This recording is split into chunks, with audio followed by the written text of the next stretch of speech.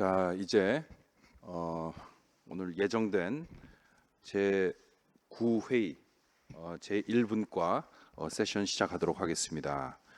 지역 경쟁력 강화를 위한 협력과 상생의 네트워크, 지방분권 지역 발전 분야 신진 연구 인력 육성 세션이 되겠습니다. 저는 사회를 맡은 연세대학교의 이정욱이라고 합니다.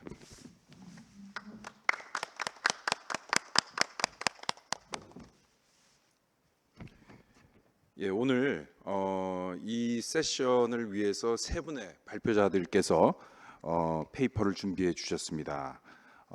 우리 조금 취지를 말씀을 드리면요, 이번 세션을 우리가 기획하게 된 것은 이번 전체 경주 학예 정책학회의 그 팀이 그 주제가 지방분권 그리고 지역 발전에 있습니다. 그런데 이와 관련해서 많은 어떤 정책적인 아이디어에 대해서 우리 그 연구 기존의 연구 인력들, 뭐 교수님 그리고 우리 박사님들 많은 좋은 페이퍼를 발표를 해주셨는데요. 그에 더해서 우리 한국정책학회가 생각했던 것 중에 하나는 이 분야에 앞으로 열심히 공부를 지속할 그런 신질 인력을 육성하는 것도 굉장히 중요하다라고 하는 그런 차원에서 이러한 특별 세션을 마련하게 되었습니다. 자, 그래서 우리 박사 과정을 거의 이제 맞춰가는 단계에 있는 한 신진 연구 인력, 그리고 이제 박사 과정을 한참 수행하고 있는 그런 신진 연구 인력, 그리고 이제 석사 과정을 또 맞춰가는 그런 신진 연구 인력을 이렇게 균형 있게 우리가 이 세션에 함께 참여하도록 하였습니다. 그래서 이 신진 연구 인력 한 분 한 분을 소개하도록 하겠습니다. 우리 첫 번째 페이퍼를 준비해 주신 성균관대 김민정 선생님이 되겠는데요. 지방정부 사회적 경제 제도의 정책 확산 연구를 오늘 발표해 주시겠습니다. 큰 박수로 환영해 주시기 바랍니다.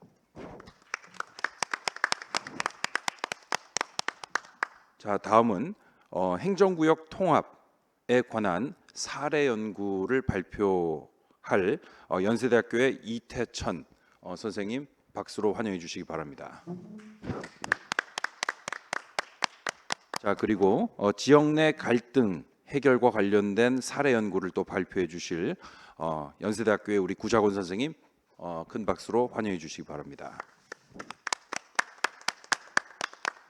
자, 세 분의 발표자들 모두 소개해 드렸습니다. 그리고 이 각각의 발표에 대해서 그 선배의 시선으로 그리고 이 분야의 전문가의 또 그 시선으로 여러 가지 발전적 조언을 해주실 세 분의 전문가를 모셨습니다. 먼저 동아대학교의 이동규 교수님 모셨습니다.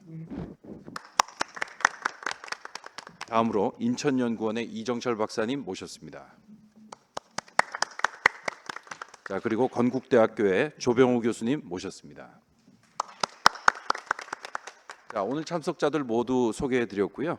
자, 이제는 발표를 이제 시작하도록 하겠습니다. 첫 번째 페이퍼 지방정부 사회적 경제 제도의 정책 확산 연구 우리 김민정 선생님께서 발표를 해 주시고요. 가급적 15분에 맞춰 주시면 대단히 감사하겠습니다. 발표 시작하겠습니다. 안녕하세요. 저는 성균관대학교의 국정전문대학원의 박사 수료생인 김민정입니다. 저는 지방정부 사회적 경제 제도의 정책 확산 연구라는 제목의 논문을 발표하도록 하겠습니다. 지역 사회는 지역 불균형, 지방 소멸 등의 지역 사회의 문제가 많고 이를 해결하고자 하는 지방 정부는 혁신적인 정책과 제도를 도입하고자 합니다. 어느 지방 정부는 지역 사회의 사회적 경제적 활성화와 지역 사회 문제 해결을 위해 사회적 경제 정책을 선택하고 있으나 또 다른 지방 정부에서는 사회적 경제 정책을 채택하지 않는 경우도 있습니다. 이처럼 왜 지방정부의 정책 혁신의 채택이 다르게 나타나는 것인가에 대한 질문에서 본 연구를 시작하였습니다. 이 물음에 대한 답을 찾고자 지역의 인적 자원과 물적 자원을 활용하여 정부가 해결할 수 없는 지역의 사회적 경제적 문제를 해결할 수 있고 지역 사회의 혁신에 기여할 수 있는 사회적 경제 정책을 대상으로 지방 정부의 혁신을 분석하고자 합니다. 기존의 연구에서는 지역 차원으로 한정하고 5년 이내의 기간으로 초기의 정책 확산을 분석한 연구가 많았습니다. 그러나 본 연구에서는 전국 시군구를 대상으로 하여 전국적 맥락에서 정책 확산을 분석하고 시간적 범위 또한 2013년부터 2021년까지 9개년에 걸쳐 사회적 경제 조례의 재정을 분석하고자 합니다. 또한 유사한 연구 중 사회적 기업 조례를 분석한 연구가 있었으나 본 연구는 사회적 기업에 한정하지 않고 사회적 기업을 포함하는 4대 사회적 경제 기업을 대상으로 분석하고자 합니다. 두 번째로는 이론적 제도적 배경인데요. 본 장에서는 정책 확산의 개념과 정책 확산의 모형, 사회적 경제와 사회적 경제 기본 조례에 관해 살펴보고 있습니다. 먼저 혁신은 새로운 것이 처음 도입되는 것으로 정책 혁신은 정부, 중앙정부 또는 지방정부의 새로운 정책을 도입하는 것을 의미하고요. 확산은 정책 혁신의 연속적인 패턴으로 볼 수 있고 이러한 의미에 따라서 정책 확산은 한 정부에서 새로운 제도 또는 정책의 도입이 다른 정부의 정책 도입 가능성으로 이어지는 것을 의미합니다. 정책 확산은 한 국가 또는 정부에서 채택된 혁신이 다른 정부의 관심을 끌고 이는 새로운 정책을 채택하도록 만들면서 확산의 속도의 차이를 발생시키게 되는데요. 이를 누적된 수로 그래프를 그려보면 오른쪽의 그림 1처럼 S자 모양의 혁신 확산 그래프를 그릴 수 있습니다. 이 S자 모형의 곡선으로 나타나는 것이 시간적 차원의 정책 확산의 특성으로 볼 수 있고 또 다른 특성으로 정책 채택이 인접지역으로 전파되는 형태이고 정책의 세부적인 내용이 다를 수 있으나 그 본질은 동일하다는 특성이 있습니다. 다음으로는 정책 확산의 모형을 설명하고 있습니다. 본 연구에서는 모형을 4가지로 구축하였는데요. 먼저 한 정부의 정치적, 경제적, 사회적 특성으로 정책이 채택된다는 내부 결정 모형, 다른 정부의 정책 채택이 하나 이상의 정부의 정책 채택에 영향을 미친다는 외부 확산 모형, 또한 지역 간의 정책 확산이 자매 결연, 중간 지원 조직 등의 네트워크로 이어진다는 네트워크 모형, 마지막으로 정책 확산이 정책 결정자인 정책 행위자의 정책 선호, 개인적인 특성에 영향을 미친다는 정책 행위자 모형으로 구성하고 있습니다. 다음으로는 사회적 경제 정책과 사회적 경제 기본 조례를 설명하고자 하는데요. 사회적 경제는 쉽게 말해서 구성원 간의 협력 또는 자조를 바탕으로 재화와 용역의 생산 또는 판매를 통해 사회적인 가치를 창출하는 민간의 경제적인 활동을 의미합니다. 사회적 경제 조직은 사회적 경제와 구분되는데요. 대표적인 4대 사회적 경제 조직은 사회적 기업, 협동조합, 자활기업, 마을기업이 포함됩니다. 사회적 경제 정책은 중앙정부의 정책과 지방정부의 정책으로 구분할 수 있습니다. 중앙정부는 2007년 사회적 기업 지원 정책이 마련되면서 시작되었고 이후 마을기업, 자활기업, 협동조합 지원 정책이 발표되었습니다. 반면 지방정부에서는 사회적 경제 기본 조례를 제정하였는데요. 2013년 충청남도 천안시의 조례를 시작으로 하여 2021년까지 183개의 조례가 제정되어 사회적 경제 지원 및 육성 정책이 마련되었습니다. 사회적 경제 조례는 기본 조례, 활동 지원, 구매 촉진 및 판로 지원, 기금 설치 및 운영 등의 명칭으로 구성되어 있는데요. 본 연구에서는 이 다양한 명칭들을 조례명과 세부 내용의 육성 지원, 활성화, 기본 조례가 포함되는 조례로 한정하여 사회적 경제 기본 조례로 분석하고 있습니다. 다음은 연구 설계입니다. 본 연구의 사회적 경제 기본 조례는 각 기초자치단체의 사회적 경제 기본 조례의 재정 일자로 측정하였으며 선행 연구를 통해 가설과 변수를 설정하여 각 요인별로 변수를 구성하였습니다. 다음의 표는 앞서 설명한 연구 변수를 측정 방법을 통해 나타낸 표이고요. 이론적 배경, 가설, 연구 등을 통합한 연구의 모형은 다음의 그림과 같습니다. 본 연구에서는 사건사 분석을 활용하여 분석을 하고 있는데요. 사건사 분석은 본래 통계학에서는 생존 분석, 경제학에서는 지속기간 분석 또는 위험률 분석, 사회과학 또는 경력학에서는 사건사 분석으로 불립니다.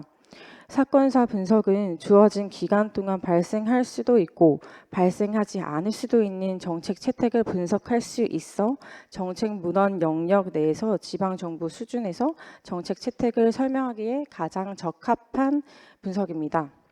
본 연구에서는 어떤 지방정부에서는 일정한 기간 동안 정책 채택을 결정하는 것은 무엇 때문인가에 대한 질문의 답을 찾기 위해 사건사 분석을 활용하고자 합니다. 분석 결과인데요. 종속 변수는 기초자치단체의 사회적 경제 기본 조례입니다. 보이시는 그림 4는 기초자치단체의 채택 현황을 음영으로 표시한 지도인데요. 연할수록 이른 시기에 채택한 시군구이고 지날수록 늦은 시기에 채택한 시군구입니다. 색이 칠해져 있지 않은 시군구는 흰색으로 표시되어 있으며 이는 미채택된 지역을 의미합니다. 이를 보면 인접 지역의 시군구에서 유사한 음영률로 칠해져 있다는 것을 확인할 수 있습니다. 다음은 기초통계 분석 결과인데요. 시간 관계상 넘어가도록 하겠습니다. 다음으로는 사건사 분석 결과입니다. 보통 사건사 분석을 해석하는 데는 한계 효과, 승산비 등을 활용하여 구체적으로 해석을 하고 있지만 본 연구에서는 해석의 용이성을 위해 한계 효과를 제시하고 있습니다. 그러나 한계 효과를 확인할 수 있듯이 높은 수치를 나타내는 결과임은 아닌 것을 확인할 수 있습니다. 그러나 사건사 분석의 표에서 볼 수 있듯이 높은 통계적 유의미성은 지니는 것을 확인할 수 있습니다. 연구 결과를 요약해 보면 기초생활수급자 수가 적을수록 장애인 수가 많을수록 행정구역의 경계면을 공유하고 있는 시군구가 채택을 많이 할수록 지역에 중간 지원 조직이 있을수록 사회적 경제 기본 조례를 채택하는 것으로 나타났습니다. 사회적 경제 이는 다수의 선행 연구의 결과와 일치하는 것으로 나타났는데요. 이는 기초생활수급자 수는 시군구에서 해당 계층이 적을 때부터 사회적 경제 정책을 준비하는 경향이 있음을 의미하고요. 장애인 고용에 대해서는 사회적 경제 정책에서 홍보하고 강조하는 것에서 그 맥락을 같이 한다고 볼 수 있습니다. 그리고 행정구역 경계면을 공유하는 이웃 지역의 채택은 앞서 살펴본 지도에서도 확인할 수 있었듯이 본 분석 결과에서도 동일한 결과를 도출하였다는 것을 알 수 있습니다.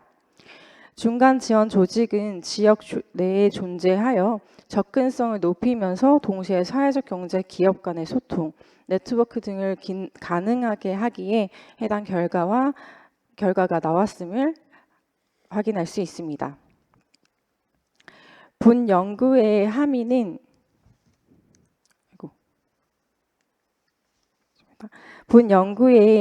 이론적 함의와 정책적 함의로 구분할 수 있는데요.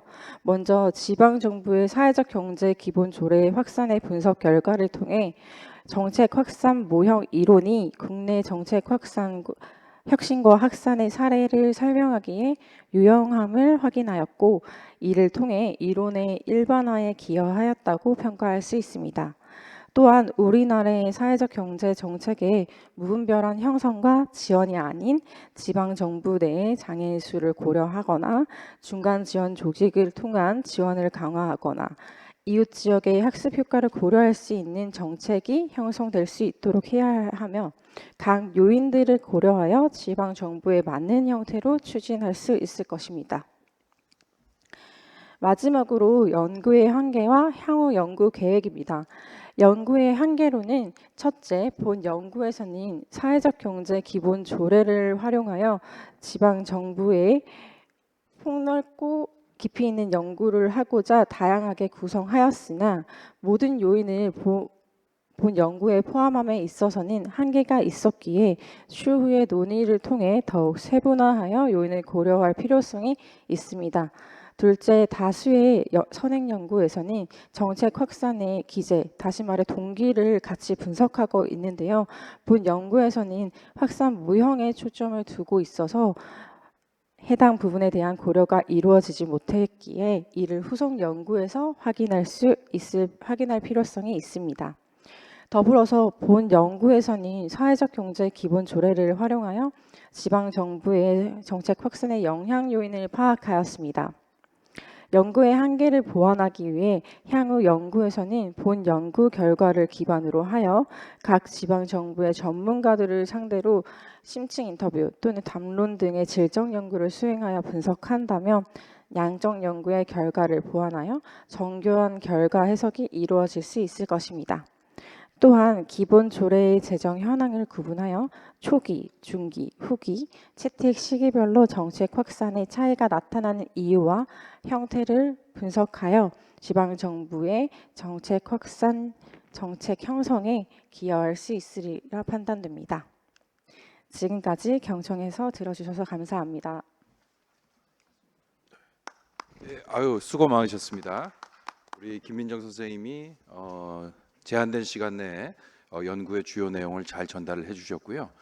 자, 오늘 통상적으로는 세 개의 페이퍼를 모두 발표하고 그 다음에 토론을 이제 한꺼번에 실시를 하는데 오늘은 그래도 이 세션이 나름대로 교육적 효과를 또 거두는 것을 목표로 하는 만큼 바로 페이퍼 발표 이후 토론을 하는 형식으로 진행을 하도록 하겠습니다. 그래서 이 해당 페이퍼에 대한 토론은 동아대학교의 이동규 교수님께서 해주실 텐데요. 대략 한 5분에서 한 7분 정도로 해주시면 감사하겠습니다. 네, 발표 잘 들었습니다. 학회에서 이렇게 소중한 발표 기회를 이렇게 가정생 신분으로 이렇게 참여한다는 게 굉장히 어떻게 보면은 소중한 추억이 될 수도 있겠다라는 생각이 들면서도 또 한편으로는 좀 잔인한 자리인 것 같습니다. 이게 왜냐하면 이게 참 저도 사실 이걸 저희가 배운 대로 크리티컬 포인트를 말씀드리기도 조금 힘든 점이 있고 또 그렇다고 해서 또 동기부여나 또 어떤 가지고 있는 연구자의 어떤 앞으로 발전 가능성에 대한 부분도 염두를 해둬야 되는 조금 그런 어려운 부분이 분명히 있는 자리인 것 같습니다. 하지만 그럼에도 불구하고 일단 드리고 싶은 말씀은 분명히 이 연구가 지니고 있는 장점이 있습니다. 일단 지방 정부에 있어서 정책 확산 요인을 조금 폭넓게 고민하셨다라는 부분이 있는 것 같고요.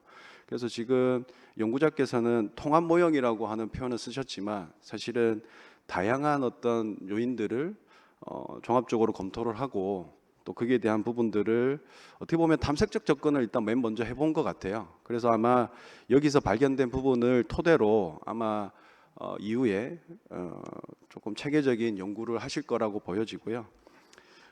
사회적 경제 기본 조례가 우리 어떤 이런 연구를 통해서 어떻게 확산되고 있는지 그런 경로 이런 부분에 대해서도 조금 중요한 근거가 될 수도 있겠다 이런 생각이 들었습니다.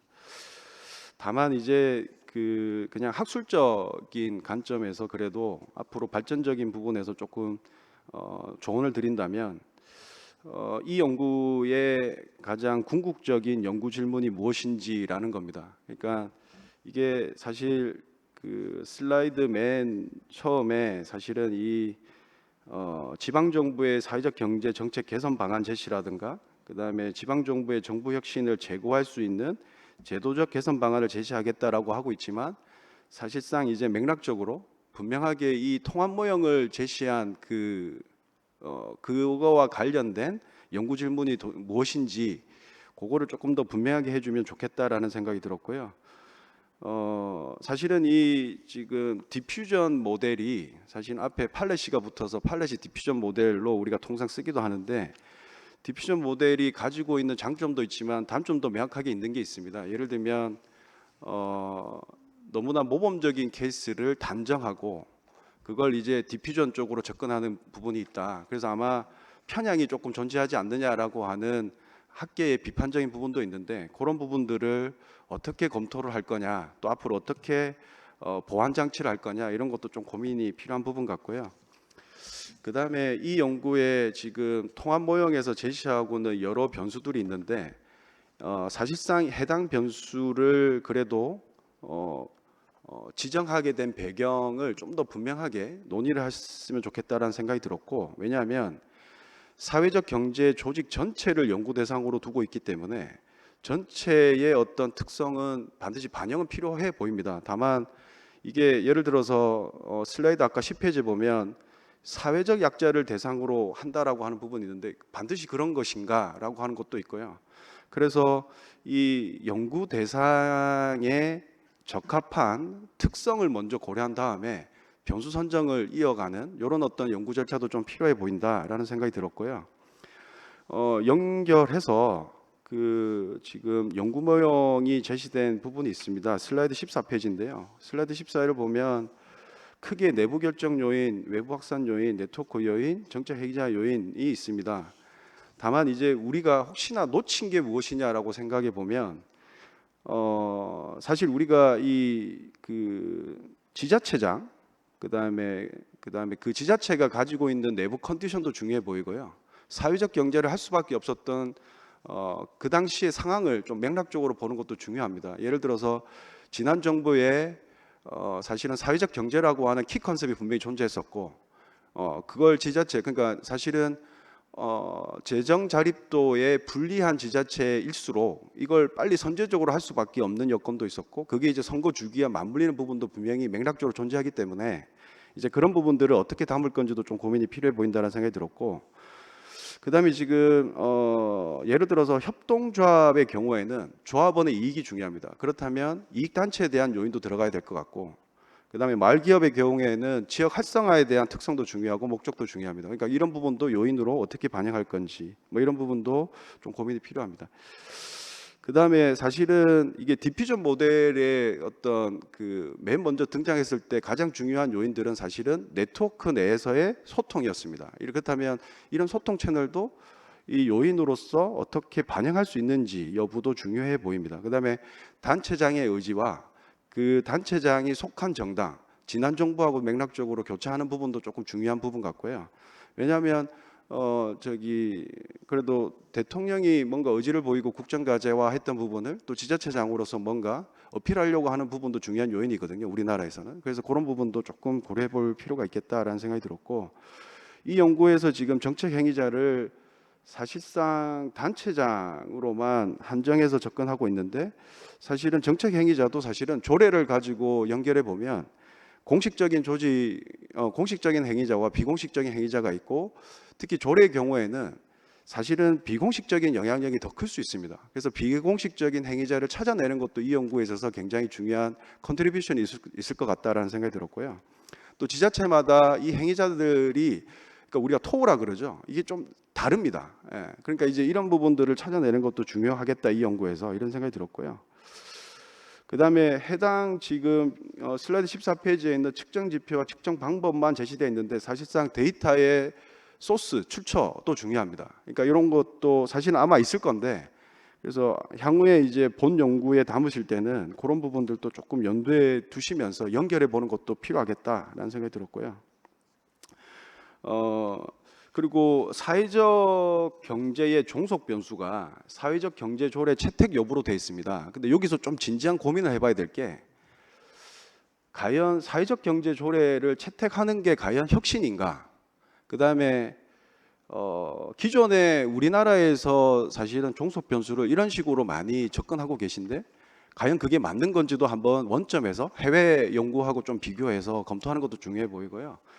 그래서 혁신에 대한 근본적인 고민과 그다음에 이제 확산에 대한 것도 조금 고민이 좀 필요합니다. 왜냐하면 확산에서 또 중요한 거는 시간 개념인데 시간에 따라서 어떻게 경로로 가는 건지에 대한 검토도 좀 필요할 것 같아서 그런 관점에서 좀 주문드리고요. 마지막으로는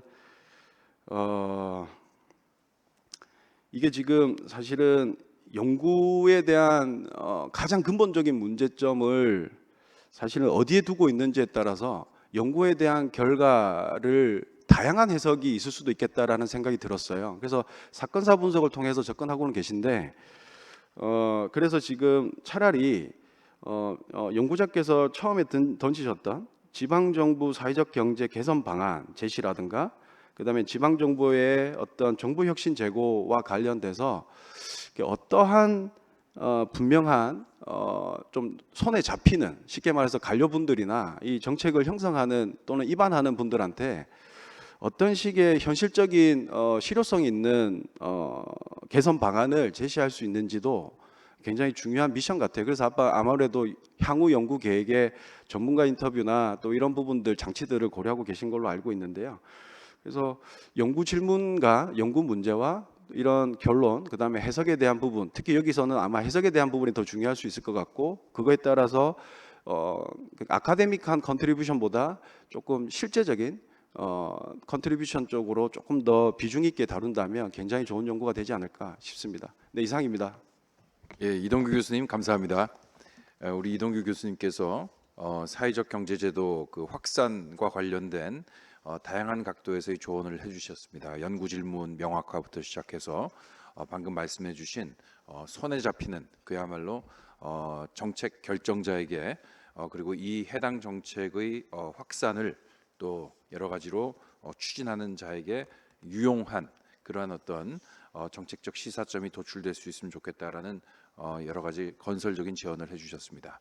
자, 그러면 두 번째 페이퍼 발표로 넘어가도록 하겠습니다. 자, 두 번째 페이퍼는 행정구역 통합에 관한 것인데요. 제목 보시는 것처럼 어떤 전략이 필요한가라는 질문을 던지고 있습니다.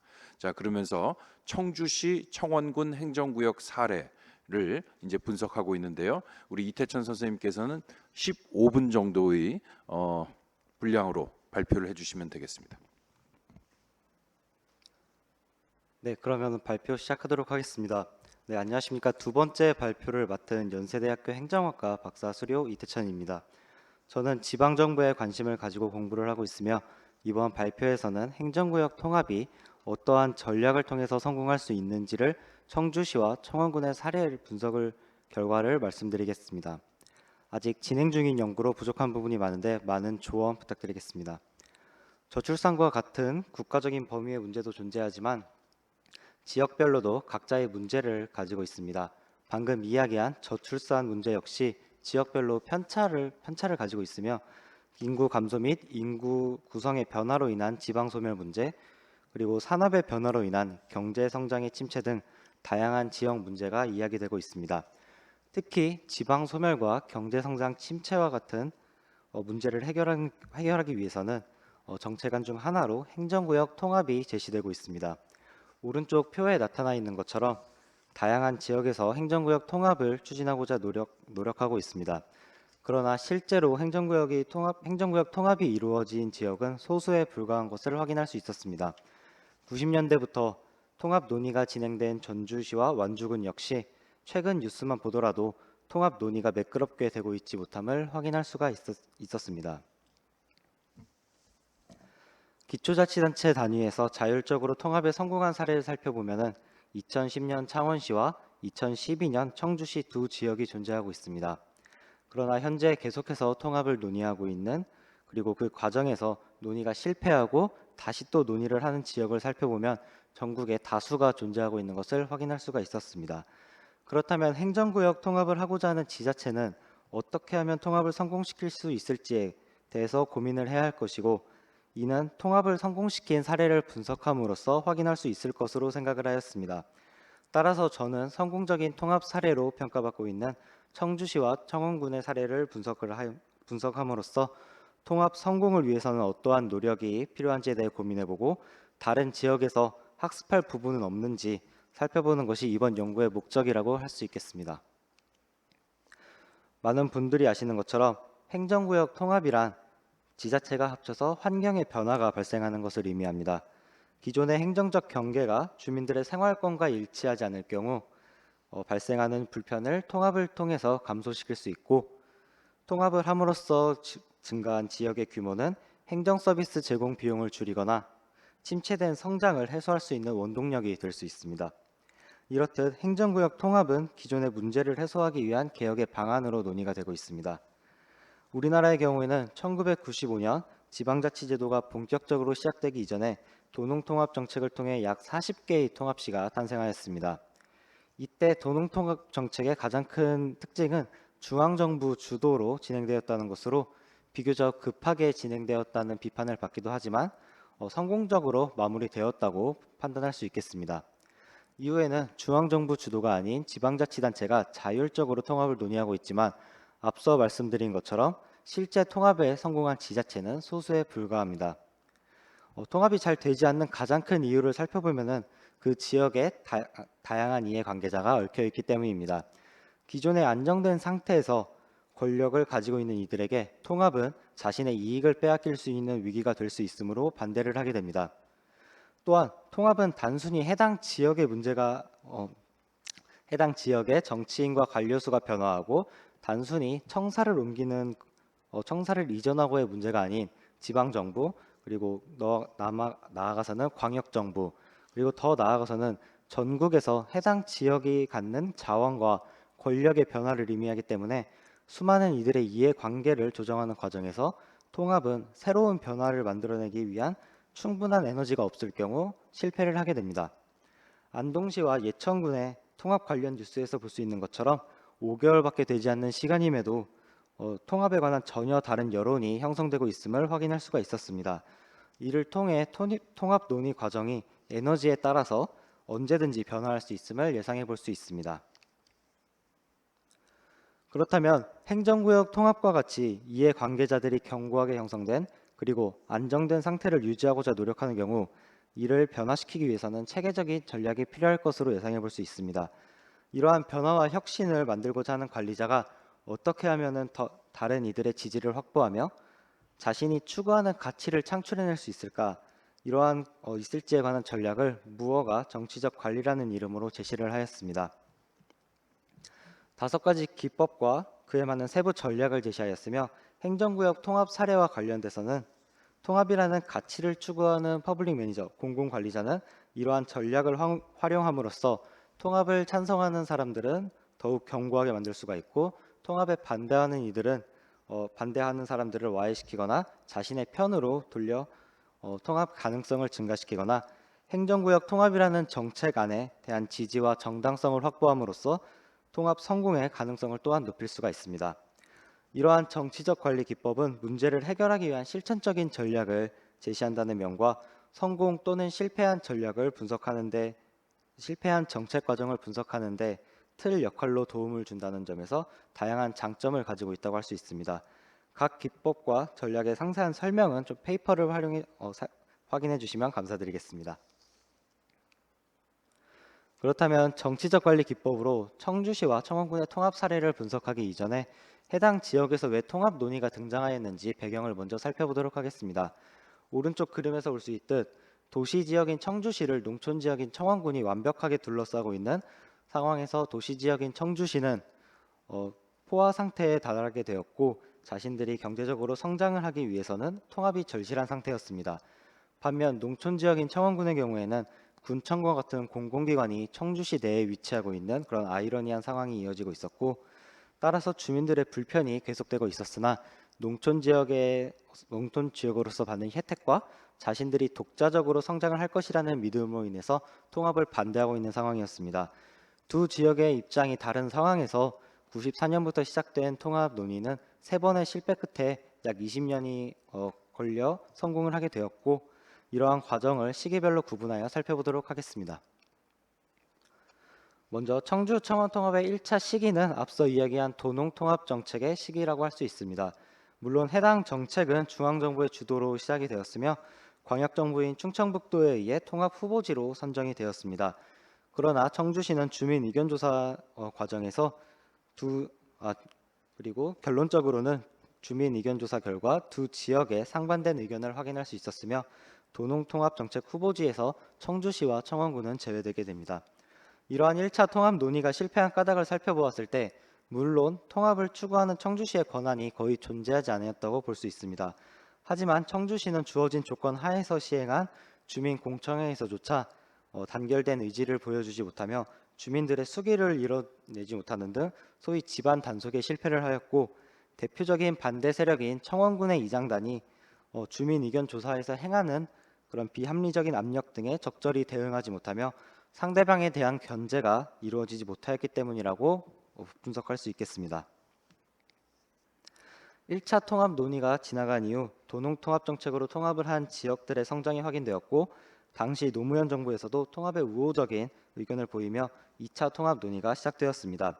이 시기부터는 다양한 시민단체들이 생기며 자신들의 의견을 피력하고 학계 세미나와 이런 전문가들을 통한 연구 용역들이 하나둘씩 시작되며 서로의 입장을 형성하고 본격적인 갈등이 시작되었습니다. 청원군의 정치인들과 주민들은 통합에 강력하게 반대하였지만 청주시는 당시 청원군수를 설득하여 주민투표를 통한 통합을 이끌어내었고 통합 과정을 결정하게 되었고, 그렇게 실시된 주민투표에서 91%라는 압도적인 청주시의 결과는 통합에 찬성한 청주시와는 달리 청원 군민의 50% 이상이 반대를 하면서 두 번째 통합 논의도 꺼지게 되었습니다. 이 시기는 통합과 관련된 이해관계자들이 대폭 등장하였으며 찬성과 반대 측의 활동으로 갈등이 점차 심화되었습니다. 이 과정에서 청주시는 통합에 불리하지 않은 외부 상황을 가지고 있었으며 청원 군수와 정치적인 협상을 시도하였으나 청원군을 비롯한 충청북도라는 반대 측의 열렬한 활동에 제대로 대응하지 못하였으며, 무엇보다도 반대 측에서 내세운 통합은 청주시를 위한 청원군의 희생을 가져올 것이다라는 프레이밍, 그리고 통합의 단점만을 집중적으로 부각하는 선택 프레이밍에 속수무책으로 밀렸다고 분석하였습니다. 2차 통합 논의가 끝나고 곧이어 등장한 정부에서는 국정과제로 지방행정체제 개편을 설정하고 지자체의 통합을 지원하겠다고 발표하였습니다. 이에 청주시의 통합 논의는 다시 한번 불타오르게 되었고, 청주시장은 청주시 주도로 통합을 한다고 주장을 하였습니다.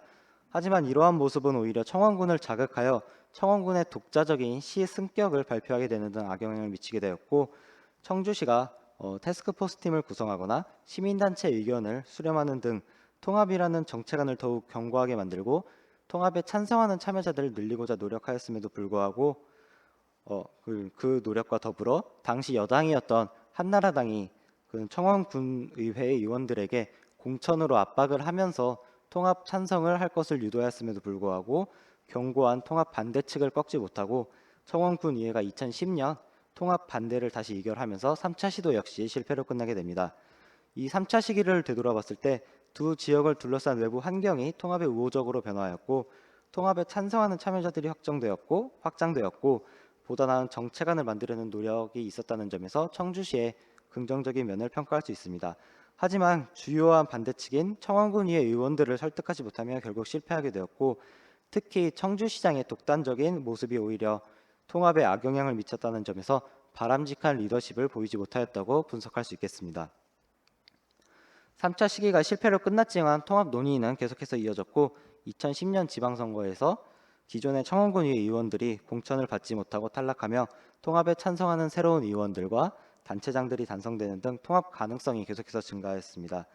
또한 선행 연구들에서 좋은 평가를 하고 있는 시군민협의회가 등장하면서 통합의 정당성을 더욱 높여주었습니다. 시군민협의회는 무조건적인 찬성만을 하는 것이 아닌 찬성, 중립, 반대 측을 모두 포함한 인적 구성을 통해 바람직한 통합이 될 수 있는 논의의 장을 형성하였고, 이에 청주시는 협의회를 포함한 시민단체들의 의견을 수렴하며 탑다운 방식이 아닌 바텀업 방식의 통합이 될 수 있도록 노력을 하였습니다. 청주시 자체적으로도 청원과의 협의 등을 통해서 독단적인 통합이 아닌 가치를 형성하는 통합임을 계속해서 보여주고자 노력하였습니다. 그 결과 2012년 청주시는 청주시의회 의결로 청원군은 주민투표를 통해서 통합에 찬성을 하게 되었고 계속해서 실패했던 통합 논의는 성공적으로 막을 내리게 되었습니다. 청주시와 청원군의 통합 논의 과정을 정치적 관리 분석들로 요약한 결과를 간략하게 보여드리자면 화면의 표와 같습니다. 통합을 추구하는 청주시의 관점에서 1차 시기에는 그나마 시행했던 전략조차 좋은 모습을 보여주지 못하였습니다. 또한 협상 전략의 경우 3차 시기에서 오히려 역효과를 보이는 등 모든 전략이 시간이 흐를수록 나아지는 것은 아닌 것을 확인할 수 있었습니다. 또한 해당 사례에서 두드러지게 나타나지 않았던 전략 또한 존재함을 확인할 수 있었습니다. 행정구역 통합은 많은 지자체에서 바라고 있지만 끝내 성공한 사례는 소수에 불과한 정책안입니다. 수많은 이해관계자가 존재하여 발생되는 갈등을 풀어내기가 매우 어렵기 때문인데 안정된 이해관계자들의 관계에서 변화를 불러일으키고자 할 때 도움이 되는 전략을 제시한 무어의 정치적 관리 분석틀을 활용해서 통합이 어떻게 성공할 수 있었고 다른 지자체들은 어떠한 학습이 필요한지 생각해 볼 수 있었습니다. 분석을 통해서 행정구역 통합이라는 정치적인 문제를 어떻게 해결할 수 있을 것인지 생각해 볼 수 있을 기회가 개인적으로 있었다고 생각하며 특히나 통합을 강렬하게 추구하는 다른 지방 정부에게 학습의 기회가 되었으면 하는 기대를 가지며 발표 마무리하도록 하겠습니다. 감사합니다. 예, 발표 대단히 감사합니다. 큰 박수 부탁드리겠습니다.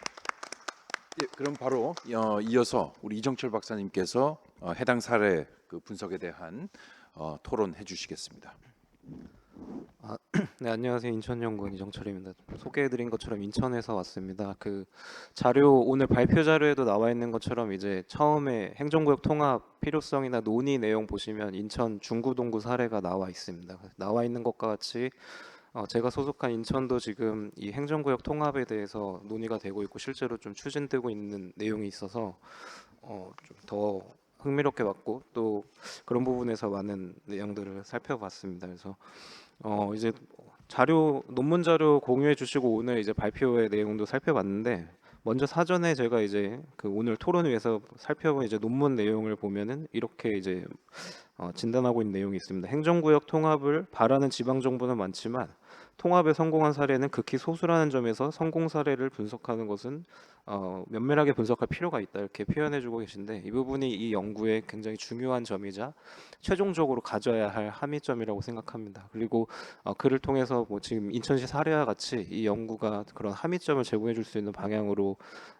마무리되었으면 하는 저도 그런 마음을 가지고 있습니다. 그래서 저희도 소개해드린 것처럼 인천시 내에서도 지금 추진하는 바가 있기 때문에 사실 가장 최근의 사례 그리고 여기서 진단하는 것처럼 성공 사례가 많지 않은 가운데 가장 최근의 사례라고 할 수 있는 창원시 사례나 청주청원시 사례가 이제 그나마 뽑힐 수 있는 사례이기 때문에 좀 리터러처 리뷰나 이런 것들을 행해온 바가 있습니다. 그래서 한편으로는 그래도 창원시 사례는 상대적으로 조금 더 있기는 한데 청주 청원시 사례는 리터러처 선행 연구도 그렇게 많지 않은 부분이 있어서 아마 연구자께서도 조금 그런 부분에서 어려움도 느끼시는 가운데 또 하나 이제 본인이 선제적으로 또 이렇게 펼쳐 나가는 부분이 있었을 것 같고 저희가 좀 저희 차원에서도 좀 검토해 봤을 때 느낀 바는 한편으로는 이제 갈등 관리 차원에서 주민들의 이런 반발이나 저항이나 우려와 섞인 이런 갈등 관리를 어떻게 관리할 것이냐라는 게 하나의 큰 화두이고 두 번째는 결국 주민들의 관점에서는 우리에게 손에 잡히지 않더라도 눈에 보이는 앞으로의 가시적인 어떤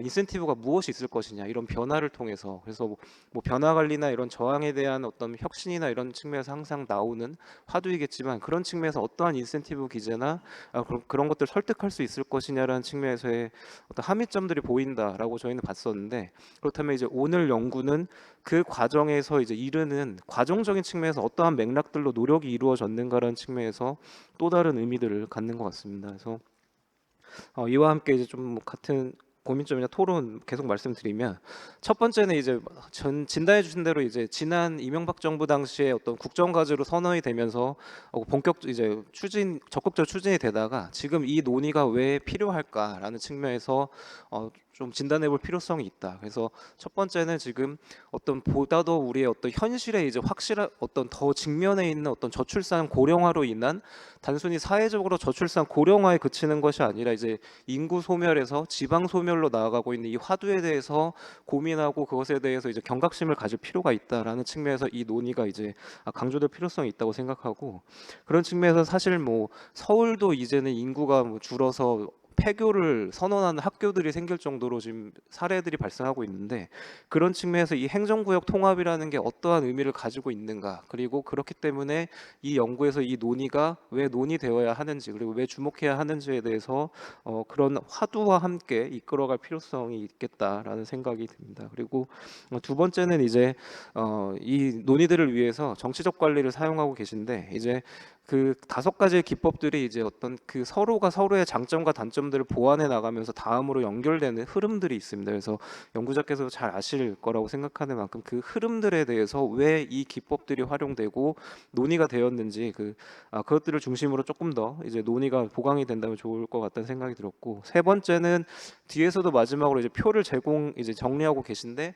이게 이제 이렇게 전체적인 논의를 정리할 때도 이제 보여주시는 것처럼 청주시와 청원시의 지금 입장이 굉장히 이렇게 또 확연하게 차이가 드러나는 부분들이 있고, 그런 측면에서 각각의 이해관계에 따라서 좀 다르게 움직이거나 대응하는 측면들이 있기 때문에 지금은 어떻게 보면 이제 시기별로 나누고 기법들별로 이제 최종적인 종합표도 만들어지고 있는데, 이걸 이제 청주시와 청원시로 한 스코프는 기법에 대한 측면이라면 한 스코프는 청주시와 청원시로 나누어서 각각의 이 주체들이 어떻게 대응하고 있고 그 안에서 차이가 발생하고 또 이런 어떤 의견의 일치가 쉽게 이루어지지 않는지, 그런 방향으로 정리해 보는 것도 어떠할지 이렇게 생각이 들었습니다.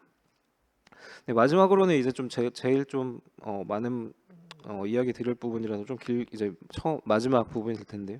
좀 이제 보강하면서 결국에는 이제 이 이해관계, 그래서 앞서서도 저희가 말씀드린 좀 갈등 관리와 뭐 어떤 주민들에게는 인센티브가 중요할 것 같다라고 말씀드린 것처럼, 정리해봤을 때 결국에는 이해관계 왜 1차부터 3차는 실패했는데 4차에는 성공에 이르렀을까? 결국에는 이해관계 측면에서 고민해볼 필요성이 있겠다라는 좀 생각이 들었습니다. 그래서 여기서도 사실 기업 가족 옹호나 이런 내용들이 나올 때 가장 대표적인 진단점이 이제 이해관계, 그리고 그들이 왜 이렇게 변화했는가라는 측면이 이제 중요하게 나타나는데, 그러한 측면에서 봤을 때도 우리가 이 안에서 왜 이해관계가 어떻게 형성이 되고 어떻게 변화했을까, 그래서 1차 시기 그래서 각각의 주체들에 대해서 그 부분에 대한 초점을 맞추어서 접근할 필요성이 있겠다라는 생각입니다. 그래서 우리가 주체를 보면 시장 중심에 이제 정부 단위가 있고, 또 시의회 중심에 또 군의회 중심에 이제 의회가 있고, 또 지역사회 중심의 지금 주민들을 대표로 해서 또 이제 어떤 군민회라든지 이런 이제 군의회, 이제 협의회 같은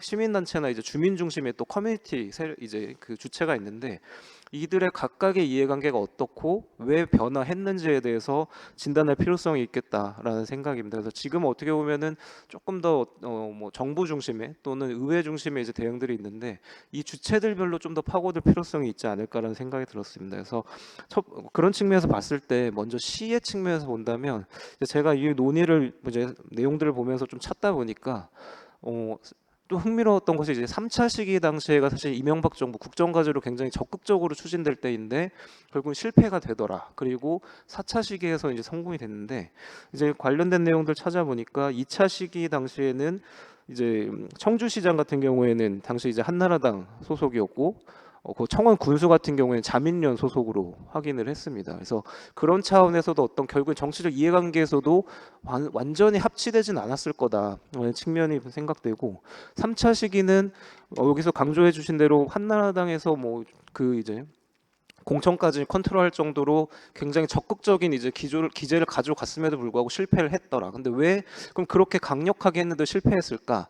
내용들을 찾아보니까 당시에 청원 군수가 이제 공직선거법 위반으로 2008년 후반부터 어떻게 보면 이제 리더의 마비가 생긴 거예요. 리더의 어떤 그 리더십에 마비가 생깁니다. 그러면서 시 측면에서는 이제 공백이 생기고 의회 중심으로 갈 수밖에 없는 거죠. 근데 여기서도 진단해 주신 것처럼 의회만 이제 주요 주체가 의회만 남았는데, 행안부의 일방적인 발표와 이제 이렇게 일방적인 어떤 선포로 인해서 의회에서의 반발, 그래서 여기서는 자연스럽게 그런 공백으로 인해서 시 중심의 리더십이 빠질 수밖에 없더라. 그러면서 조금 실패에 귀결된 측면이 있고, 또 4차는 흥미롭게 이제 여기서도 얘기해 주는 성공을 했는데, 청원시장과 청원군수가 둘 다 민주당 소속입니다. 찾아보니까. 그래서 근데 이제 이제 정권의 색은 다른데 왜 성공했을까? 근데 여기서 진단해 주신 것처럼 이제 보니까 둘 다 공약에서부터 우린 통합을 하겠다라는 선언이 있었다. 그래서 이런 결국에는 지방행정 하시는 분들이 많이 대부분 이제 잘 아시는 것처럼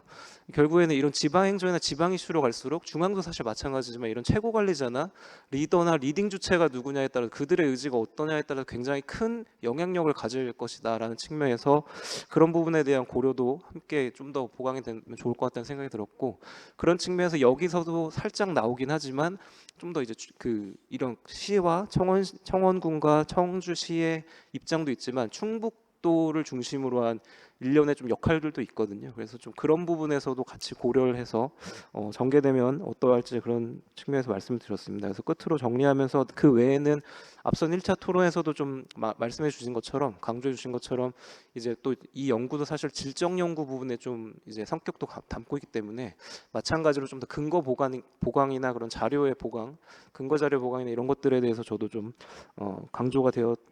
강조될 필요가 있겠다는 생각이 들었고, 그 외에 마지막으로는 이제 어떤 이 연구를 통해서 단순히 통합 사례 이 하나의 통합 사례로만 그치는 것이 아니라 이것을 통해서 어떤 갈등 관리의 필요성이나 그 안에서 발생한 성공으로 이제 귀결될 수 있었던 어떤 함의점들이 지금의 이런 행정구역 통합에 대한 논의들로 이제 시사점을 던져줄 수 있는 그런 방향으로 정리가 되면 더 큰 함의점들을 던져줄 수 있을 것 같다는 생각으로 이상 토론을 마치겠습니다. 감사합니다. 이정철 박사님 대단히 감사합니다. 우리 이정철 박사님 토론에 대해서도 좀 여러분들 박수 부탁드리겠습니다. 우리 이정철 박사님께서 그야말로 흔치 않은 성공 사례라고 하는 점을 강조해 주시면서 해당 사례 분석의 의의를 적극적으로 찾아주셨고요. 그러면서 왜 행정구역 통합인가에 대한 더 면밀한 논의도 주문해 주셨고, 또 정치적 관리를 해당 사례에 적용하는 데 있어서 굉장히 다차원적인 그러한 어떤 접근이 필요함을 여러 가지로 말씀을 해주셨습니다. 자, 그러면 자연스럽게 이제 마지막 사례, 지역 내 갈등 해결을 위한 정치적 관리, 노점 문제 해결 사례를 중심으로라는 타이틀의 페이퍼를 연세대학교의 구자군 선생님이 발표를 하시겠는데요. 15분을 준수해 주시기를 부탁드리겠습니다. 네, 네, 그럼 바로 발표 시작하도록 하겠습니다. 안녕하세요. 저는 연세대학교 행정학과 석사과정에 재학 중인 구자군이라고 합니다. 오늘은 이제 지역 내 갈등 해결을 위한 정치적 관리, 노점 문제 해결 사례를 중심으로라는 주제로 발표를 시작하도록 하겠습니다. 제가 오늘 발표를 준비하면서 경주시와 노점상에 관한 이 뉴스를 몇 가지 검색을 해봤는데, 경주시도 최근에는 21년에 이제 경주역 앞에 있는 화랑로, 23년 5월 바로 지난달이죠, 황성공원에 있는 노점상을 성공적으로 해결한 것을 확인할 수가 있었습니다. 다만 그 경주시 사례와 다르게 일반적으로 노점 문제라는 것은 이제 다양한 이해관계, 특히 노점상과 주민들의 이해관계가 복잡하게 얽혀 있어 이제 해결하기 어려운 지역 내 갈등 문제로 볼 수가 있겠습니다. 본 연구는 이러한 해결하기 어려운 지역 내 갈등 문제를 해결하기 위한 관리 전략을 제시하는 것을 목적으로 하고 있습니다. 노점 문제는 이제 일반적으로 노점 혹은 노점을 이용한 상행위로 인해서 발생하는 문제로, 주민들의 경우에는 이로 인해서 통행이나 보행에서의 불편을 겪고 또 위생이나 안전 측면에서도 도심의 생활 환경을 저해한다는 문제점이 있습니다. 이러한 문제점을 해결하기 위해서 지방자치단체가 나서는데, 강제력을 행사한다면 노점상들의 강한 저항을, 그리고 어떠한 노점상과의 상생이나 아니면 양성화를 추진한다면 주민들로부터의 강한 반대를 직면하게 되어서 이 노점 문제라는 것은 정말로 해결하기 어려운 지역 문제라고 볼 수가 있겠습니다. 그동안 노점 문제에 관한 연구를 살펴보면 이 주요 이해관계자, 특히 주민이나 노점상과의 협의를 통해서 문제 해결을 강조하였고, 지방자치단체 역시 이를 바탕으로 문제 해결을 추진하였지만 실질적으로 갈등이 발생하면서 그 해결이 어려웠다는 것을 볼 수가 있겠습니다. 오늘 소개해드릴 서울시 도봉구의 창동역 주변 환경 개선 사업 역시 노점상과의 합의를 이루었고 이를 통해서 사업을 시작하였지만 주민들의 강력한 반대로 인해서 사업 시행 2개월 만에 중단되었고, 총 사업 기간이 21개월로 진행될 정도로 매우 사업이 지연되었던 사례입니다. 본 연구는 이러한 창동역 주변 환경 개선 사업을 중심으로에 대해서 마크무어의 정치적 관리를 이용하여 분석을 하고 어떻게 하면 이 지역 내 갈등 문제를 해결하고 노점 문제를 성공적으로 해결할 수 있는가에 대해서 전략적 시사점을 제공하는 것을 하고자 합니다. 이를 위해서는 우선 노점 문제가 정책 문제로서 어떠한 특성을 가지고 있는지를 살펴봐야 되는데, 일단은 노점 문제의 이해관계자나 어떠한 가치를 보면 합법성과 포용성이라는 두 가지 가치가 충돌하고 공존하는 영역이라고 볼 수가 있겠습니다. 합법성을 강조한다면 이 노점이 점거하고 있는 노점이 도로를 불법적으로 점거하고 있기 때문에 이것을 단속하고 철거해서 없애야 된다라고 볼 수가 있겠고, 반대로 이 노점이 형성되는 그 과정이 이제 어떠한 경제적 위기나 그로 인해서 불가피하게 발생했다는 점에서 이들을 사회적으로 배려해야 된다, 즉 포용성을 강조하는 입장이 있겠습니다. 또 두 번째로 이제 조금 더 이론적인 틀을 통해서 보자면, 윌슨은 이제 정책의 변동 과정에서의 비용이나 편익의 분산과 그로 인해서 발생하는 정치적 동향에 대해서 설명했는데, 노점 문제 같은 경우는 비용이 노점상에게 집중되는 반면 편익은 이제 주민 불특정 다수에게 분산된다는 점에서 기업가적 정치가 발생하는 영역이라고 볼 수가 있겠습니다. 특히 이 기업가적 정치의 영역에서는 이제 비용 부담 집단, 특히 노점상들 같은 경우는 이 본인들의 이익을 보호하기 위해서 좀 더 조직화하고, 그로 인해서 조직화해서 반대를 하고, 그로 인해서 노점 문제를 해결하기에는 현실적으로 더 어려움이 가중된다라고 볼 수가 있겠습니다. 그에 반면에 편익 집단의 주민들 같은 경우는 본인들의 목소리를 충분히 반영할 수 없기 때문에 그 과정에서의 정책 기업가로서의 역할과 전략이 필요하다라고 볼 수가 있겠습니다. 또 정책 집행 구조 상황을 보자면, 매틀랜드에 의하면 이제 노점 문제 같은 경우는 갈등 수준이 매우 높고, 그에 반해서 그 목표나 그 목표 측면에서는 명확하다는 측면에서 이 정치적 집행이 요구된다라고 볼 수가 있겠고, 이런 정치적 집행 같은 경우는 이 정책 집행, 정책에 대해를 둘러싼 이해관계자들이 그 정책에 대해서 조금 회의적이고 부정적으로 보기 때문에 그들을 설득하고 그들의 지지를 확보하고 그들의 협력을 확보할 수 있는 것을 필수적이라고 보고 있습니다. 특히 이 과정에서 만약에 정책 집행 당국이 본인들이 가진 권력 자원이 충분하다면 그것을 통해서 실시할 수가 있지만, 그것이 부족하다면 이제 협상을 통해서 지지나 협력을 확보할 것을 강조하고 있습니다. 다만 현실 속에서의 노점 문제 해결은 어떠한 갈등의 요소를 충분히 해결하지 못한 상태에서 추구하는, 즉 갈등의 준해결 상태에서 노점 문제를 해결하려고 하고, 그로 인해서 갈등이 발생한다는 특성이 있습니다.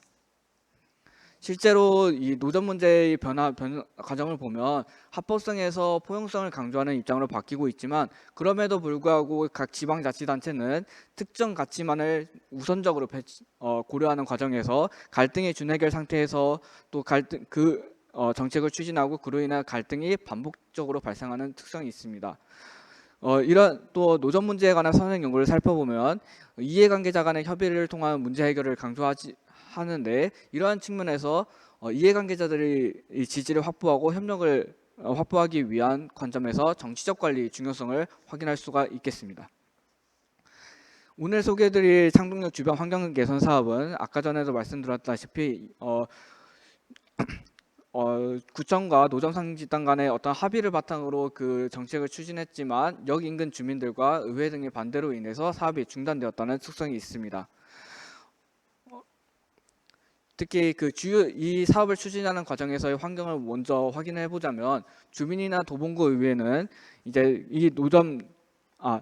창동역 사업 같은 경우는 이제 상생의 노점 문제 해결을 추구했는데, 주민이나 도봉구 의회는 이러한 도봉구청의 사업 방향성에 대해서 회의적이고 조금 받아들이기 어려운 상황이라고 볼 수가 있겠고, 노점상 같은 경우는 그동안의 경험, 또 그 노점 정책에 호응하는 경우 이 정책이 바뀔 것에 대한 우려를 하고 있었습니다. 이러한 상황에서 정책을 추진하는 도봉구청의 사업은 이제 세 가지 측면, 프로그램, 프로세스, 정치적 측면에서 정책의 성공보다는 실패의 요소를 좀 더 가지고 있다라고 볼 수가 있겠습니다. 프로그램 차원에서는 이제 주민들의 반대로 인해서 이제 사업이 중단되고, 그 결과적으로는 이제 계획의 상당 부분을 수정했어야 되는 측면이 있었고, 또 프로세스 차원에서는 원래 당초 해결하고자 했던 시점보다 한참 뒤에야 이 정책을 추진하였다는 점에서도 이제 실패의 요소가 있었습니다. 또 정치적인 측면에서는 이제 2018년에 도봉구청장은 3선에 성공했 했는데 그 과정에서 당내 경선도 치르고 또 상동역 인근 지역의 주민들로부터는 이제 득표율이 저조하는 등 정치적인 부담도 작용했습니다. 이러한 측면에서 갈등의 요소가 존재하는 가운데 이걸 해결하기 위해서 어느 정도 노력했지만 그럼에도 불구하고 갈등의 준해결 상태에서 정책을 추진했고 갈등이 발생했으며 그로 인해서 정책이 실패하는 이러한 시퀀스를 가지고 있다고 볼 수가 있겠습니다. 오늘 이러한 과정에 대해서 왜 이러한 문제가 발생했는지, 왜 이 노점 문제가 해결이 어려웠는지를 분석하기 위해서 마크모의 정치적 관리라는 것을 활용하고자 합니다. 특히 무어의 정치적 관리는 한국의 사례에서 많이 적용이 되었고 또 집행 성공을 위해서 주요 이해관계자들로부터 충분한 정치적 지지를 확보해야 된다는 점에서 노점 문제 해결의 분석의 틀로서 적절하다라고 볼 수가 있겠습니다. 무어는 원래 앞서 발표에서 볼 수가 있다시피 5가지 전략을 제시했는데 본 연구는 이제 사례 연구의 틀에 맞춰서 3가지로 정리를 해보았습니다. 우선 첫 번째로 협상을 보았는데 협상이라는 것은 합의를 통해서 자신이 원하는 전략을 확보하는 것으로 웨틀랜드의 틀에 있어서는 이 정치적 집행을 성공적으로 하기 위한 핵심 전략이라고 볼 수가 있겠습니다. 두 번째로 정책 개발 관리와 공적 수기, 사회적 학습 및 리더십 측면에서는 이제 합의 과정의 합리성을 제고하고 나아가서 이 문제의 중요성을 인지하며 해결 방향성을 제시한다는 점에서 전략적 중요성이 있는데 노점 문제는 이제 문제 상황이나 목표에 대한 주민과 노점상 간의 이해와 합의가 필요하다는 점에서 이러한 전략이 중요합니다. 마지막으로 협상 과정과 합의안에 대해서 그 협상 과정 주요 이해관계자들이 충분히 인지하고 수용하는 것을 살펴보기 위해서 기업과정 옹호 전략은 그 합의 과정과 협상안에 대해서 이해관계자들이 수용성을 제고하고 마케팅이나 전략적 커뮤니케이션 전략은 그 과정에서 주요 이해관계자들의 인식이나 니즈를 확인하고 이것을 어떻게 커뮤니케이션을 할지에 대한 전략으로서 중요합니다. 다음 사례 분석을 해보면 우선 도봉구청은 정책자문단이나 상생협의회 등을 통해서 협상의 장을 마련하고 실질적으로 업무 협약을 체결하는 점에서 성과가 있었습니다. 특히 노점상을 설득하는 과정에서는 전통적으로 노점상들은 노점 문제 결정 과정에서 배제되었는데 도봉구청은 연성 전략을 통해서 이 노점상들을 협상 과정에 끌어들이고 나아가서 노점상들이 원하는 선호하는 것을 이제 정책에 반영하는 등 적극적으로 개방적으로 노력을 하였고 이것은 노점 측의 협력을 확보하는 데 기여하였습니다. 반대로 주민이나 의회를 상대로는 특별한 협상 전략을 구사하지 않았다고 볼 수가 있는데 특히 주민들의 니즈가 협상 과정에서 논의 과정에서 충분히 고려되지 않았고 그 위에는 특히 구청장과 같은 소속인 정당의 의원은 그 구청의 협상 태도에 대해서 비판적인 지적까지 있었습니다.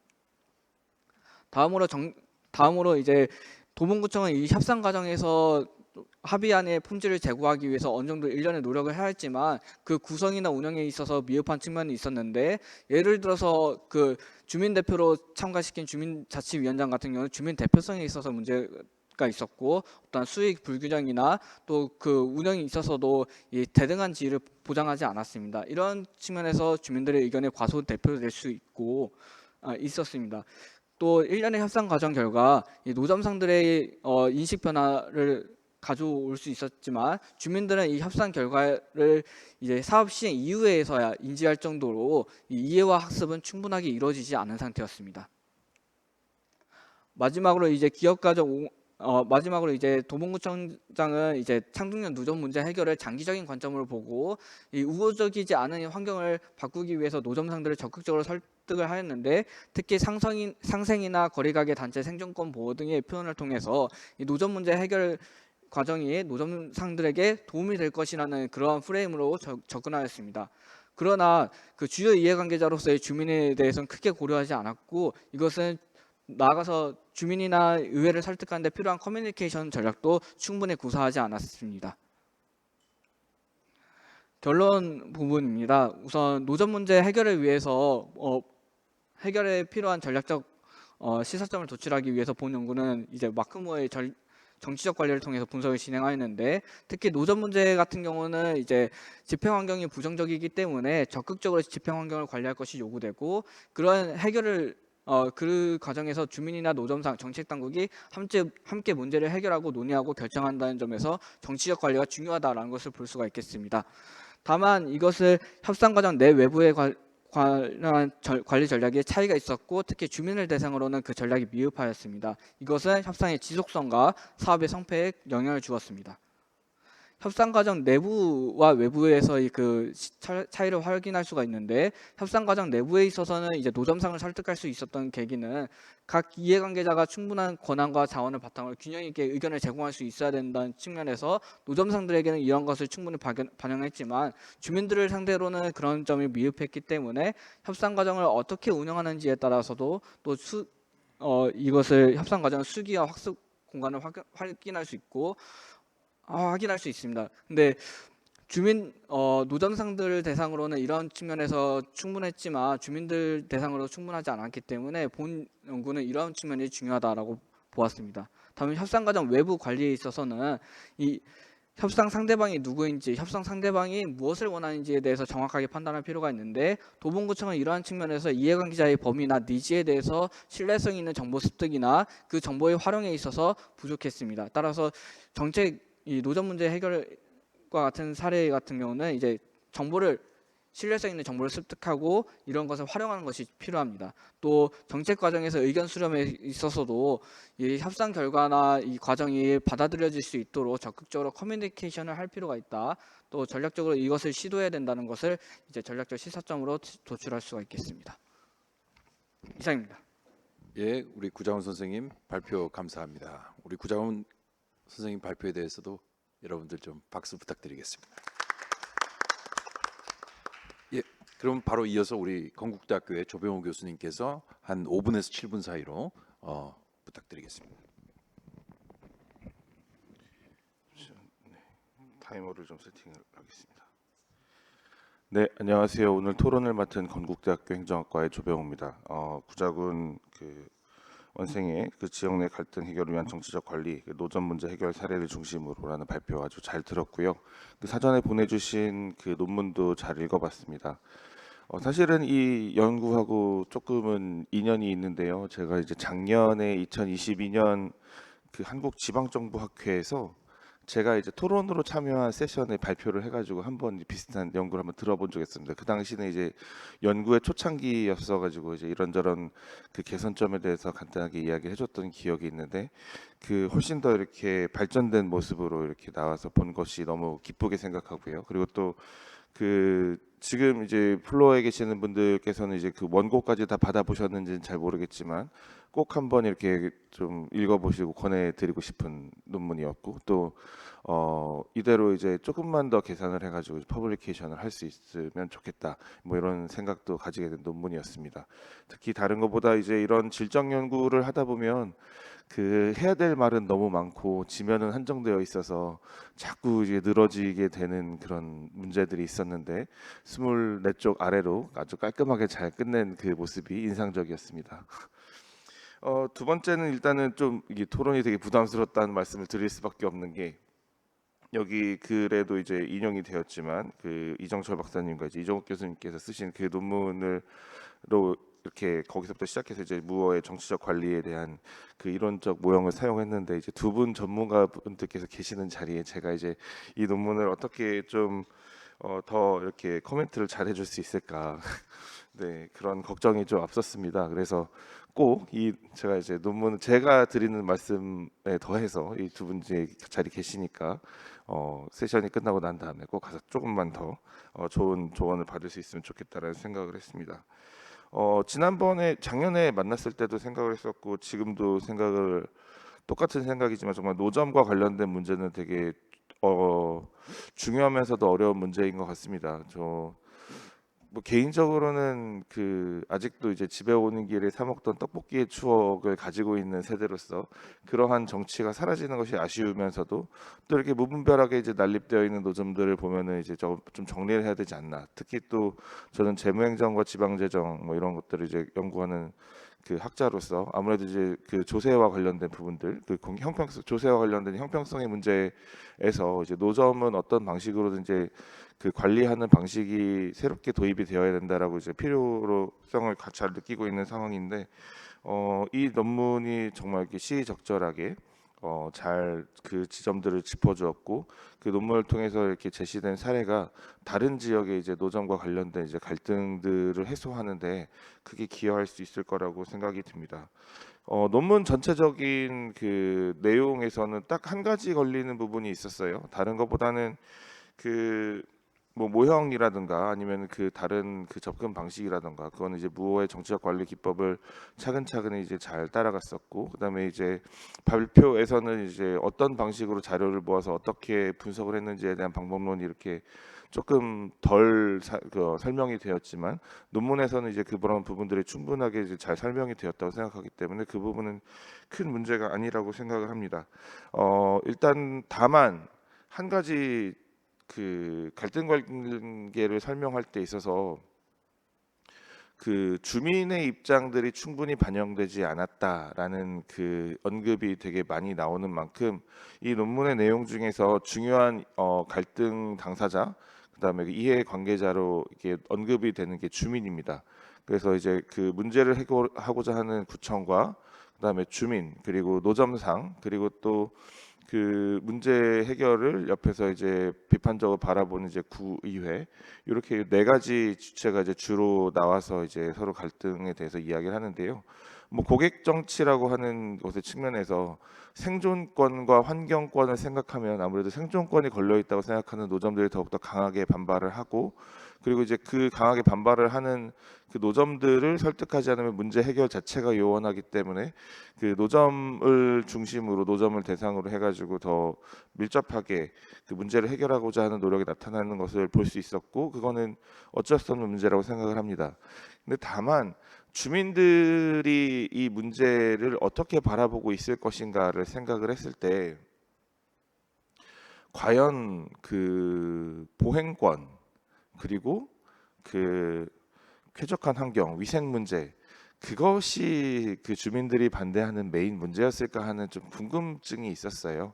여기에서 말하는 주민, 특히 이제 반대 시위에 참여한 주민은 이 역에서부터 이제 그 인근에 있는 3개 아파트 단지에 있는 주민들이 모여서 그 반대 그룹을 그 구성을 하고, 그리고 또 거기에 대해서 이제 시위를 하고 했었는데, 집값 문제가 아니었을까? 대부분의 이제 이해 그 주민과 관련된 그런 이해의 관계의 문제에서 이제 들고 일어나는 대부분의 문제들은 실질적인 이득과 관련된 문제가 있기 때문에, 아무래도 이제 집값과 관련된 문제, 뭐 여기서부터 집에 오는 길이 더 쾌적하면 우리 집의 집값이 올라갈 것이다라는 어떤 그 기대감, 그리고 이제 그것을 조직하는 일부 시민들이 있었기 때문에 그런 반대 시위가 있었고, 그러다 보니까 이제 그 논문에 나오는 주민이라고 하는 그 3개 아파트 단지에 있는 그 사람들과 그 이 지역을 다니는 일반 그 주민들 간에 이제 괴리가 나타나는 것 같아요.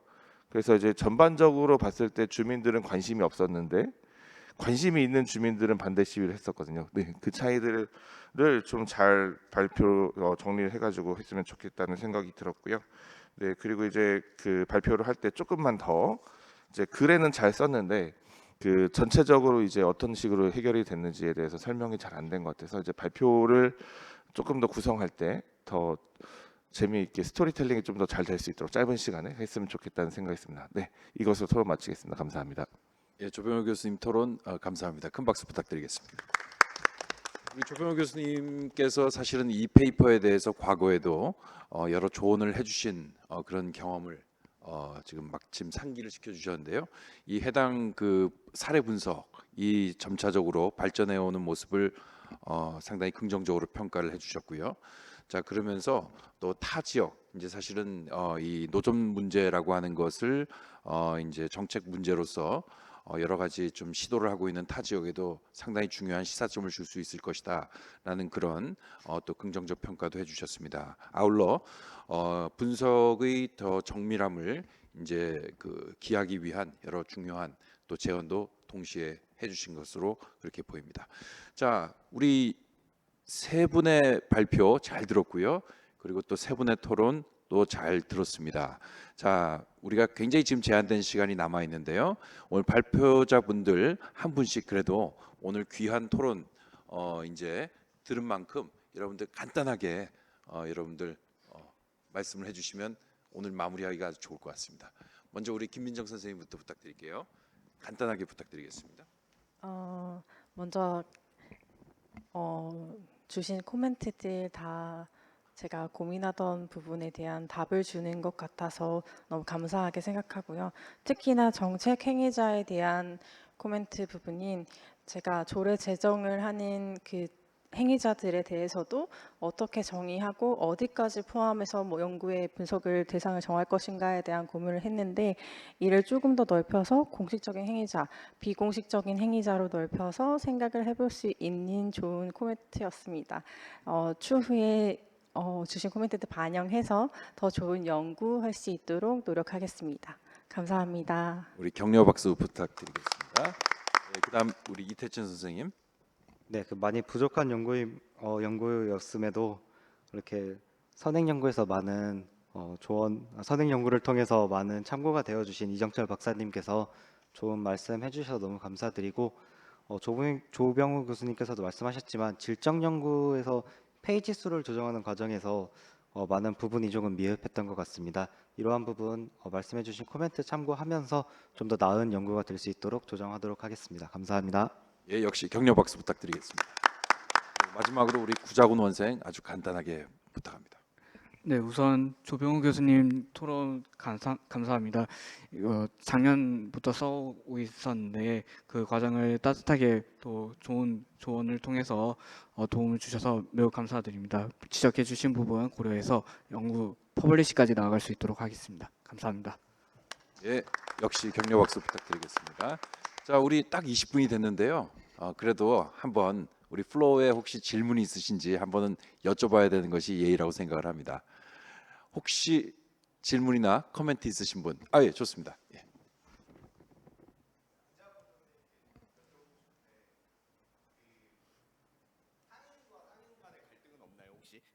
그 상인과 상인들 간의 갈등 구조가 혹시 제가 죄송한데 페이퍼를 못 봤는데 있을 것 같긴 하거든요. 그런데 여기 말씀하신 거에서는 그렇게 크게 부각이 되지 않은 것 같아서 혹시 있으신지. 네, 보통 그 노점상 갈등이라고 하는 거는 뭐 전통시장 상인하고 또 점포 상인 이런 또 노점상하고 점포 상인 간의 갈등이 있었는데 창동역 같은 경우는 점포 상인이 주로 지역 주민이었기 때문에 그런 지역 주민들과 함께 행동한다는 측면이 있었습니다. 그러면 아까 조병우 교수님 말씀하신 그 지역 상인이자 그 좀 이해관계자인 시민이 좀 적극적으로 행위들을 주도해 나간 것 같이 생각이 돼가지고 그런 부분, 왜냐면 명동이나 이런 다른 노점상들 할 때는 공간적인 위치나 이런 것들 때문에 상인과 상인들의 갈등이 조금 더 두드러졌고 이게 아마 임대료 수익이 그 차이가 클수록 그런 것들이 좀 부각되는데 창동은 뭐 거기까지는 아닌 것 같아서 좀 상대적으로 그 부분이 갈등이 좀 덜 부각된 게 아닌가 그런 생각이 들어서 그 부분에 관한 내용들을 조금만 추가해 주시면은 좀 더 디벨롭 할 수 있지 않을까 그런 생각이 들어가지고 말씀드렸습니다.